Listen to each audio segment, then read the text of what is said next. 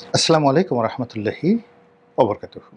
সম্মানিত দর্শক, বর্তমান সরকারের উপর আমেরিকান সরকারের বা আমেরিকার যে রাষ্ট্র ব্যবস্থা, তাদের কতটুকু প্রভাব রয়েছে, প্রতিপত্তি রয়েছে, এই বিষয়গুলো নিয়ে আলোচনা করব। তবে তার আগে আমাদের দেশের রাজনীতির যে দুর্ভাগ্য, সেই স্বাধীনতার পর থেকে আজ অবধি সেই দুর্ভাগ্যের তাড়নায় আমরা কখনো ভারতপন্থী সরকার হয়েছি, কখনো পাকিস্তানপন্থী সরকার হয়েছি,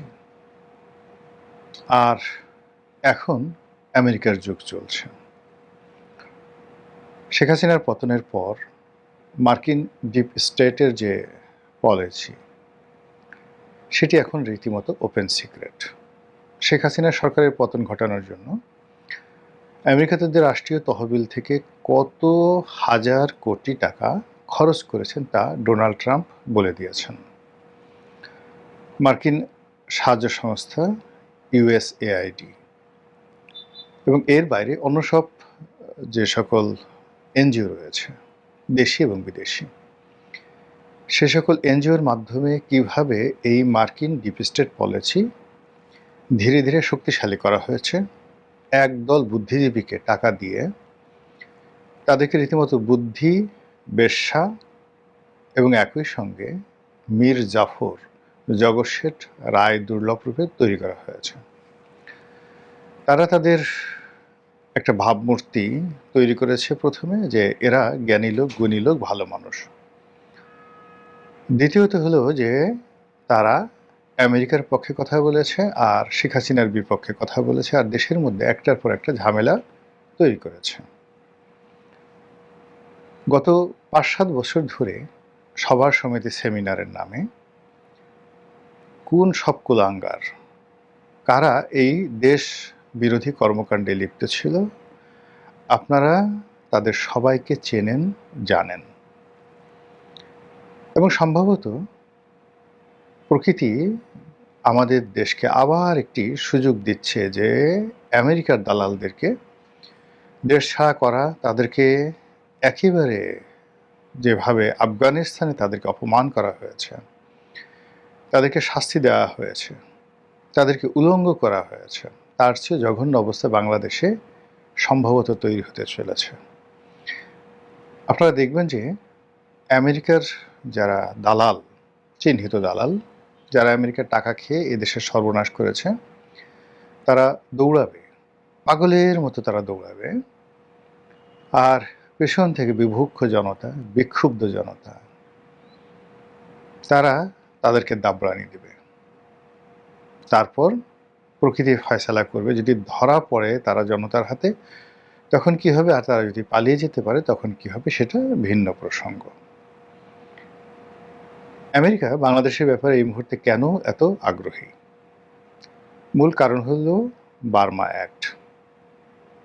তারা যে কোনো মূল্যে বার্মার ভিতরে বা মায়ানমারের ভিতরে একটি রাষ্ট্র গড়তে চায়, মূলত এই অঞ্চলে চীন এবং ভারতের যে আধিপত্য, সে আধিপত্যবাদকে খর্ব করার জন্য। এজন্য তাদের সবচেয়ে বেশি দরকার, বা তাদের কাছে ভায়াবল, ফিজেবল যে ল্যান্ড, যে দেশটিকে বলা হয় বোকাদের স্বর্গ, মুনজালা। চীন দেশে গিয়ে আপনি দেখবেন যে বাঙালিদেরকে সবাই মুনজালা বলে, বোকাদের দেশ। তো এরকম একটা হৃদয়হীন, পাষাণ এবং দেশের প্রতি যাদের মায়া দয়া নেই, এরকম কিছু লোককে তারা বিভিন্ন সময় অর্থ দিয়ে, ক্ষমতা দিয়ে, পদ দিয়ে, পদবি দিয়ে নানা সময় তারা প্রতিষ্ঠিত করেছে। এই লোকগুলো রাষ্ট্র ক্ষমতার কোন কোন পর্যায়ে কিভাবে কিভাবে আছে, সেই বিষয়গুলো আমরা এখানে খোলামেলাভাবে কাউকে ইন্ডিকেট করে বলতে চাই না। শুধু যে কথাটি দুঃখ ভারাক্রান্ত হৃদয়ে বলতে চাই, যে ডক্টর মোহাম্মদ ইউনূস আমাদের দেশে কেবল একজনই নন। একজনকে নোবেল পুরস্কার দেওয়া হয়েছে, কিন্তু এরকম অসংখ্য লোক আছে বাংলাদেশে, আনাচে কানাচে, শহরে বন্দরে, গ্রামে গঞ্জে, সেক্রেটারিয়েটে, এবং আরও স্পর্শকাতর জায়গাতে যারা বাংলাদেশে বসে বাংলাদেশেরটা খায়, বাংলাদেশেরটা পড়ে এবং তারা সবসময় আমেরিকার কথা চিন্তা করে। এবং তাদের সেই কুচক্রের কারণেই বাংলাদেশে একটা সফল তারা যে ডিপ স্টেটের কু, সেই কু তারা করতে পারল। আমেরিকা যেভাবে বাংলাদেশকে একটা চুক্তির মাধ্যমে ফাঁসিয়েছে, তাও নির্বাচনের মাত্র অল্প কয়েকদিন আগে, সেই চুক্তি নিয়ে সারা বাংলাদেশের মানুষ এখন রীতিমতো বিক্ষোভে ফেটে পড়ছে। এখন প্রশ্ন হলো যে ডক্টর মোহাম্মদ ইউনূস জানতেন যে তিনি চলে যাবেন। 12 তারিখ ইলেকশন, 9 তারিখে তিনি এই চুক্তির স্বাক্ষর করলেন মাত্র 3 দিন আগে। কেন? আবার সেই সরকারের সবচেয়ে যাকে বলা হয় বিতর্কিত ব্যক্তি জনাব খলিলুর রহমান, তো সেই খলিলুর রহমানকে আবার বর্তমান সরকার তাদের পররাষ্ট্রমন্ত্রী হিসেবে রেখে দিলেন। এটা দ্বারা আমরা কি বুঝি? ইতিমধ্যে আপনারা দেখেছেন যে ডক্টর মোহাম্মদ ইউনূস সরকারের আমলে নেয়া যে সকল সিদ্ধান্ত আমেরিকার পক্ষে এবং আমেরিকার স্বার্থ সংশ্লিষ্ট অন্য সকল দেশের বিপক্ষে, তা প্রায় হুবহু বর্তমান সরকার চালু রেখেছে। আমরা সেন্ট মার্টিন দ্বীপ নিয়ে নানা রকম কথাবার্তা বলেছি। ওই সময় সৈয়দা রেজাওয়ানা হাসানকে আমরা ভীষণ রকম সমালোচনা করেছি, তাকে কেউ কেউ পলিতে না পা বলেছে। কারণ কি? ইউনূস সরকার আসার সঙ্গে সঙ্গেই পরিবেশ রক্ষার নামে সেন্ট মার্টিন দ্বীপকে অবরুদ্ধ করে দেওয়া হলো। এমনকি প্রশাসনে যারা কর্তা ব্যক্তি, রাষ্ট্রীয় কর্মকর্তা যারা আছেন, তারাও সেখানে অবাধে যেতে পারবেন না। বছরের নির্দিষ্ট সময় স্পেশাল পাস নিয়ে তারপর নির্দিষ্ট সময়ের জন্য দিনের বেলায় সেন্ট মার্টিনে যেতে পারবেন। এই নিয়ম যখন করা হলো, তখন অনেকে বলা শুরু করলো যে এটা আমেরিকাকে লিজ দেওয়ার একটা তোড়জোড় চলছে, কিংবা আমেরিকা এখানে ঘাঁটি বানাবে ইত্যাদিতে নানা কথা। আর সরকারের পক্ষ থেকে বলা হলো যে এখানকার পরিবেশ রক্ষার জন্য এই কাজ করা হবে। আমরা সরকারের মুখপাত্র, পরিবেশ বিষয়ক মুখপাত্র এবং উপদেষ্টা সৈয়দা রেজাওয়ানা হাসানের 14 গোষ্ঠী উদ্ধার করলাম। কিন্তু আজকে যে ভিডিওটা করছি, ঠিক সেই সময়টাতে একটা পত্রিকার খবর হলো বর্তমান সরকার এবং বর্তমান পরিবেশ মন্ত্রী, তিনি জনাব আব্দুল আল মিন্টু, তিনি দীর্ঘদিন আমেরিকার নাগরিক ছিলেন, আমেরিকাতে থেকেছেন, আমেরিকান কৃষ্টি এবং কালচার তার মুখস্থ। এবং অবাক করার ব্যাপার হলো যে তিনি সবচেয়ে ভালো করতেন যদি তিনি বাণিজ্য মন্ত্রী হতেন। তো বাণিজ্য মন্ত্রী না বানিয়ে তাকে বানানো হয়েছে পরিবেশ মন্ত্রী। কেন? রেজাওয়ানা হাসানের অসম্পূর্ণ কাজ করার জন্য, নাকি এমনি এমনি? ঘটনা যাই হোক না কেন, সেই জনাব আব্দুল আল মিন্টু, তার একটি বক্তব্য শুনলাম, তিনিও বলেছেন যে এখানকার পরিবেশ রক্ষা করতে হবে যে কোনো মূল্যে, এবং এজন্য আগের সরকারের আমলে যে নিয়ম ছিল, ডক্টর মোহাম্মদ ইউনূস সরকারের আমলে সেই একই নিয়ম এখনো বলবৎ থাকবে সেন্ট মার্টিনে যাওয়া এবং আসার ক্ষেত্রে। ভালো কথা।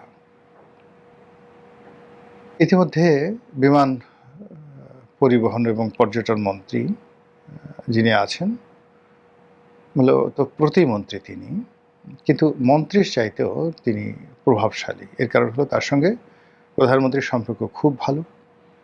বিগত দিনে তিনি হাওয়া ভবনের খুবই ঘনিষ্ঠজন ছিলেন। রশিদুজ্জামান মিল্লাত, তারপর বিএনপির যে কিচেন ক্যাবিনেট রয়েছে, সেই কিচেন ক্যাবিনেটের অত্যন্ত ঘনিষ্ঠ একজন ব্যক্তি। তাকেও দায়িত্ব দেওয়া হয়েছে বেসামরিক বিমান চলাচল এবং পর্যটন মন্ত্রণালয়ের। এখানে একজন মন্ত্রী আছেন, সেই আফরোজা খানম রিতা। তো উনি পূর্ণ মন্ত্রী হলেও ক্ষমতা রশিদুজ্জামান মিল্লাতের হাতে। তিনি যে কথা বললেন যে আমেরিকা থেকে 15টি বোয়িং বিমান কেনা হচ্ছে, যার আনুমানিক মূল্য $3.5 বিলিয়ন। ইট মিনস প্রায় 41 বা 42,000 কোটি টাকা। 3 × 36 আর হলো 6, 42,000 কোটি টাকা। যেখানে তেল কেনার জন্য $3 বিলিয়ন ঋণ করতে হবে, এবং সেই ঋণ IMF দিচ্ছে না, বিশ্বব্যাংক দিচ্ছে না, পাগলের মতো হয়ে গেছে। সেখানে বাকিতে, দীর্ঘমেয়াদে বাকিতে বিমান কিনতে হবে। আমাদের যে কটা বিমান এর আগের বার 111-এর সময় গুছিয়ে দেওয়া হয়েছিল, মানে বিগত 111-এর সময় মঈনুদ্দিন ফখরুদ্দিনের সময় আমেরিকা একইভাবে অনেকগুলো বিমান আমাদের উপর গুছিয়ে দিয়েছিল। তখন এই বিমানগুলোর দাম ছিল প্রায় $4.5 বিলিয়ন। তো সেই বিমানগুলোই আমরা এখনো পর্যন্ত কাজে লাগাতে পারছি না। এটা নষ্ট হয়, ওটা চলে না, রুট পাওয়া যায় না, লাভজনক না, সাবসিডিজ দিতে হচ্ছে। হাজারো সমস্যা যখন বিমানকে কুড়ে কুড়ে খাচ্ছে, আর বিশ্ব এভিয়েশন ব্যবসা যখন ধসে নেমেছে, বড় বড় এভিয়েশন কোম্পানিগুলো, সেখানে এমিরেটসের মতো কোম্পানি, লুফথানসার মতো কোম্পানি, সিঙ্গাপুর এয়ারলাইন্সের মতো কোম্পানি যেখানে মুখ থুবড়ে পড়েছে, যেখানে থাই এয়ারওয়েজ দেউলিয়া হওয়ার মতো পর্যায়ে পৌঁছে গেছে, মালয়েশিয়ান এয়ারওয়েজ যেখানে যাকে বলা হয় তাদের নুন আনতে পান্তা ফুরোচ্ছে, সেখানে আমরা বাঙালি আমেরিকার এজেন্ট হয়ে, আমেরিকার দোসর হয়ে আমাদের যে ডিপ স্টেট পলিসি, সেই ডিপ স্টেট পলিসির যে মাস্টার প্ল্যান, সেই মাস্টার প্ল্যান অনুযায়ী আমাদেরকে বিমান কিনতে হচ্ছে। এ কথা কাকে বলবো? এ দুঃখ কিভাবে ঢেকে রাখবো? এবং এই ব্যাপারে কথা না বলে কিভাবে চুপ থাকবো, এটা আমি বুঝতে পারছি না। আল্লাহর কাছে সাহায্য চাই।